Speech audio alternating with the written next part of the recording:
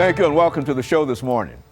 The topic this morning is a profile on Reverend James Thomas, the pastor of the Jefferson Street Baptist Church in Nashville, Tennessee. And of course, Reverend Thomas, let me welcome you to the show this morning. Oh, thank you. And to tell you how delighted we are to have you. I think some of our audience might remember Reverend Thomas, I guess back in 1985, 86.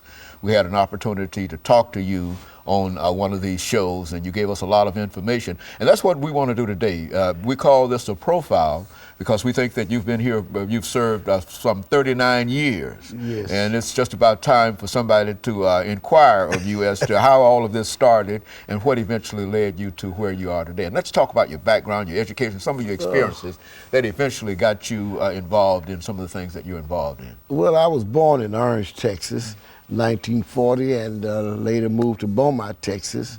And I graduated from high school in Texas. And in 1964, I came to Nashville to go to American Baptist College. Got into the movement, and I've been running ever since. Yes. And so you've been really involved in it ever since. And you've been real concerned, Reverend Thomas, in reference to the least of these. You've really had a career in Nashville, Tennessee. And how did that become? Well, I've had good people around me. Dr. Kelly Mills Smith, Dogan Williams, Andrew White. Those people nurtured me, and I've always been grateful to God for those lives. And so and what made you decide to, when you established Jefferson Street Baptist Church, how did that happen? I was called to Jefferson Street. I'm not establishing, when you became involved in Jefferson Street I was called to Jefferson Street in 1971. Okay. They were without a pastor, and they wanted somebody that couldn't preach well, so they called me.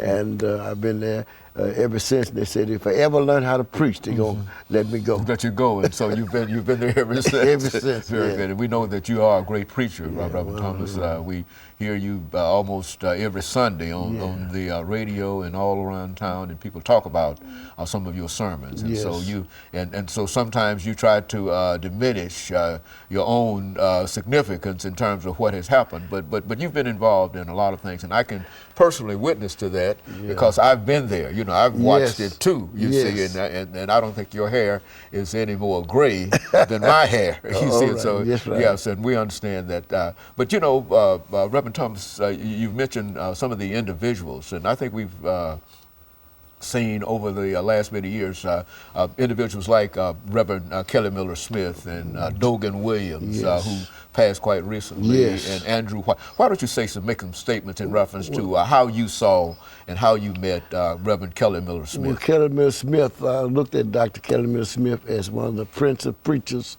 in Tennessee at that time. I don't think we had a better preacher than Kelly Miller Smith, who could mix and mingle with the high and the low.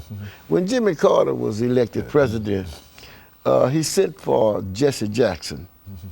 And Jesse Jackson said to President Carter then, I can't come unless Kelly Miller Smith come with me. He said, because Kelly will interpret to you what I want to say. That's the kind of preacher Dr. Kelly Miller Smith was, yes. And he was part of the movement here.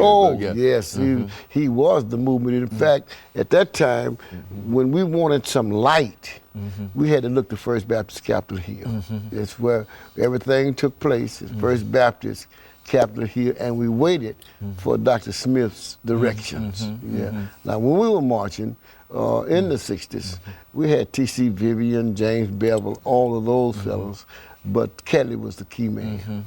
And so everybody, now, what was the relationship with Reverend Smith and Martin Luther King? I understand that Dr. King came to Nashville on a number of occasions. Oh, yeah, but Kelly was the key man that could bring Dr. King in. I remember Dr. King coming over to Tennessee State, and during that time we would go to beer giants, we'd go to grocery stores, cafes, and raise money, and put that money in a bottle, and then when Dr. King got here, we brought all that money to Dr. King, to the school, to SU, and I was a cocky freshman then. and Dr. King was standing up there. I just walked up there and grabbed his hand, started shaking his hand. And so that was the way you introduced yourself to Dr. King. And of course, Reverend Thomas, we're getting ready for our first commercial break, and when we come back, we'll have an opportunity to pick up at that. But that's essentially what we want to hear. Some of the information about some of these individuals we know to be significant, and you are the individual that has some of the information, and so that's why we want to do what we call this profile. And of course, we'll be back with our audience following this very, very short commercial break.